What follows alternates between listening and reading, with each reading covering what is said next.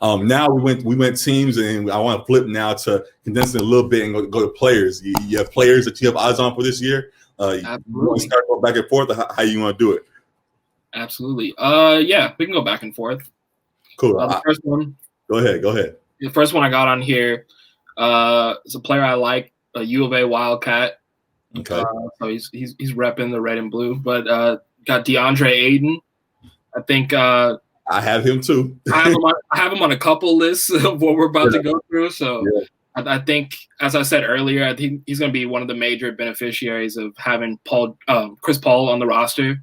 And I think he's going to show out this season and finally get some more credit because I think he's been due for some, but being in the same draft as Luka and Trae Young, like it's hard to get your shine, but he's quietly been really good in the previous seasons as well too. So I think he's kind of a breakout season for him this year. Yeah. I say the same thing. The other thing I was going to say about him, you already said. So definitely.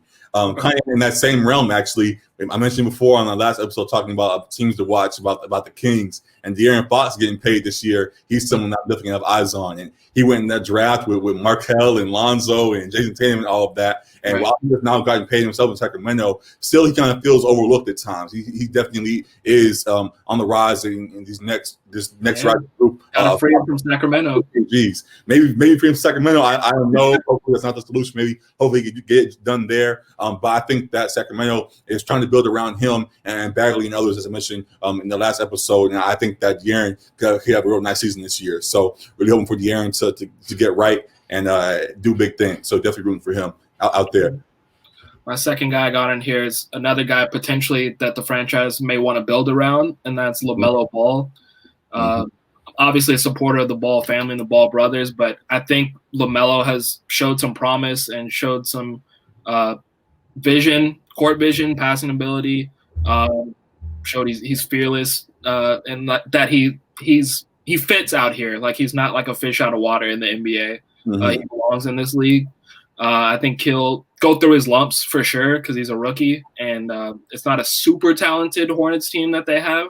So they're going to struggle. They're probably going to lose. And with Gordon now, he should be starting now. Put him in that line. Exactly. So I think he could be running for rookie of the year. As I told you, he should be starting. Well, if Gordon's out, but we both said that both should be starting though. You had Gordon as a bench player for some reason, but we don't have to get into that. Whatever. Go ahead. Continue. LaMelo should be starting regardless. That's their number 3 pick, and that's potentially a future cornerstone of the franchise. So I think he's definitely a player to watch for sure. And yeah, definitely. I'm excited for him out there. I think Charlotte finally got one. MJ finally got a good pick. Hopefully, him and Miles Bridges keep that connection going. They look good in preseason already. Hopefully, keep building off of that. So yeah, I'm excited for him out there. Another person that I have eyes on, kind of in that realm you talked about, guys that have been overlooked in things, and someone that I think has slightly been overlooked or labeled wrong because of how we've watched him for the first part of his season, or of his career, is Zach LaVine. We've seen him as a dunker his whole career. He's kind of always been in Chicago and on this rebuilding team that they're trying to figure out. And I think Zach LaVine has quietly been a very elite shooting guard that deserves a lot more praise than he's gotten so far. So I think this year, now with pieces around that are going to step up, Kobe White, whose name you might hear again somewhere later on in another one of our conversations, Marty Markkinen and others are around him. Patrick Williams also, they just drafted, was really nice also. I think Zach LaVine now is a great spot. He'd be the leader of that squad and really take them to the next level. So Zach LaVine is someone I think you guys have eyes on this year. Right. And I noticed as I was doing some research on these teams that I forgot that they fired Fred Hoiberg and Billy Donovan is now the head coach, which I think is a significant upgrade for that team and how he ran the OKC Thunder. Hopefully he can translate that success to the Chicago Bulls because they had a lot of issues with Hoiberg coaching last year. And so that'll definitely be a benefit. This third one might be a little bit of a surprise. I don't know that many other people would have them on a player to watch list, but I got Dante DiVincenzo. Okay, you went deep in the bag. I like that. I did. I think the addition of Drew Holiday is definitely a real nice piece for the Bucks, but I think Dante has the potential to start. Budenholzer has said, and I think he can be a really good piece for them in that point guard, shooting guard spot. I think they're gonna miss Bledsoe and they're gonna miss George Hill, but I think he is capable of filling those roles, and he's more athletic than George Hill, and a scrappy defender. He's a champion, I think once, maybe twice at Villanova. So he's got that championship pedigree in him, and we've seen some flashes in previous seasons as he's gotten more minutes. But I think he gets an increased role in this Bucks offense this year, and I think he's a player to watch for sure if they're going to be seeking to make a deep run in these playoffs this year. So yeah, I like that pick a lot. In that same we're talking about championship pedigree, someone who won on the pro level already, but kind of has faded just a little bit in the last year or two. It's been Pascal Siakam. He's someone who I felt kind of has been overlooked and is just trying to reestablish his name now with Kawhi no longer alongside me in Toronto. So as Toronto is projected to be a team that people see as the sleeper team, like upset a lot of people, Pascal will be the reason for that. And I think if he has a big season this year, that they're going to do good things. So yeah, hopefully he can bounce back and get right for that squad. And I'm definitely going to be watching this year. So definitely get the eyes on Pascal Siakam out in Toronto. That's a good pick. I thought about having him on my list, but it's a great pick. I think one thing I want to say there too is like he has to step up because they've lost guys like Ibaka and Marc Gasol, so they're going to need him to provide more at that 4 spot. I mean, they have some young guys too, and Chris Boucher and others, and Rondé potentially, but I think they're going to have to lean more on Siakam this year. So hopefully he does come through. I think he's up for it. So it's going to be fun to watch. For sure. At my 4th one, I got another guy I mentioned earlier. Don't really know how to pronounce his last name, but Denny. Yeah. Go ahead. But just I've seen a little bit of his preseason work. He had a nice outing against the Nets where he had 16 points or so. Didn't miss a shot. Can hit the 3. It seems like a versatile like point forward type, and the league is moving kind of towards that type of player, kind of dominating the league. I think he's going to be a key piece to that Wizards squad. They're going to need him to be good, and I think he might be a steal in the draft because they got him at the 9. And he was a pro overseas first, right? Yeah, I believe it. Israel? I believe so. But just saying that while everyone is not Luka, seeing that if guys play pro elsewhere, they can translate into the NBA as well. So hopefully he does that as well. Another good example of that too. Yeah. So hopefully he can come over in this league and show his stuff. So yeah, I'm rooting for him also. Yeah. Yeah. So definitely rooting for him. And then someone else. I had to mention Laker and all of this. There's some. There's big names. Obviously, LeBron. Now that we're watching them, of course, but Kyle Kuzma. We got eyes on you, sir. Okay. We got eyes on you, sir. I'm really hoping that this is the year that shut down all the noise. Either the championship run, there were petitions in the finals that Kyle Kuzma should not get a ring because of his performance. So hopefully this is the year. Dollar foul out there. All the Lakers fans, we see all the pictures and GQ magazines and TikTok and shade room posts and whatever. He was off the court. We want to see him on the court, and I think now him already having a ring and them really want to repeat. I think he's going to step up this year. Also alongside just being this weird year and LeBron and AD potentially not playing as much as they usually do.